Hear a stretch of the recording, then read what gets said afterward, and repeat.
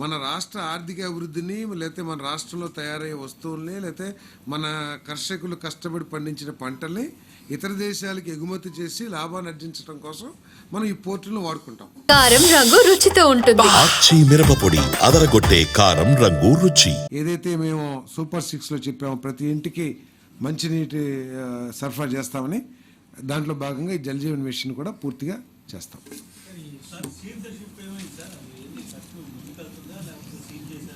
ఏదండి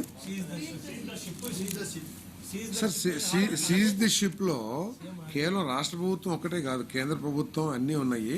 తప్పుకోకుండా కేంద్ర ప్రభుత్వం సంప్రదించి వాటి మీద చర్యలు తీసుకుంటారు. ఇక్కడ ఆలోచించాల్సింది ఏంటంటే, ఏ విధంగా ఒక పోర్టులు ఎందుకు నిర్మాణం చేస్తాం? మన రాష్ట్ర ఆర్థిక అభివృద్ధిని, లేకపోతే మన రాష్ట్రంలో తయారయ్యే వస్తువుల్ని, లేకపోతే మన కర్షకులు కష్టపడి పండించిన పంటల్ని ఇతర దేశాలకు ఎగుమతి చేసి లాభాన్ని ఆర్జించడం కోసం మనం ఈ పోర్టులను వాడుకుంటాం. మన రాష్ట్ర ఎకనామికల్ డెవలప్మెంట్కి ఈ పోర్టులు ఉపయోగపడతాయి.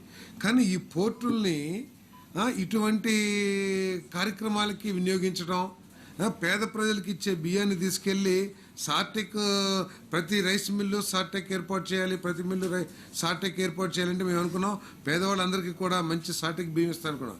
కాదు, ఈ బియ్యాన్ని అంతా తీసుకెళ్ళి కేవలం కాకినాడ పోర్టు పరిసర ప్రాంతాలను సార్టెక్ చేసేసి చక్కగా నైస్గా చేసి వాటిని ఎగుమతి చేసే సౌత్ ఆఫ్రికాకు ఎక్కడెక్కడ చేస్తారో అని తెలియదు. సో దీని మీద తప్పుకోకుండా ముఖ్యమంత్రి గారు, అదేవిధంగా ప్రీతమ ఉప ముఖ్యమంత్రి గారు ఇద్దరు కూడా సీరియస్గా తీసుకున్నారు. దీని మీద ఎటువంటి చర్యలు తీసుకోవాలో కూడా సీరియస్గా ఆలోచన చేస్తారు.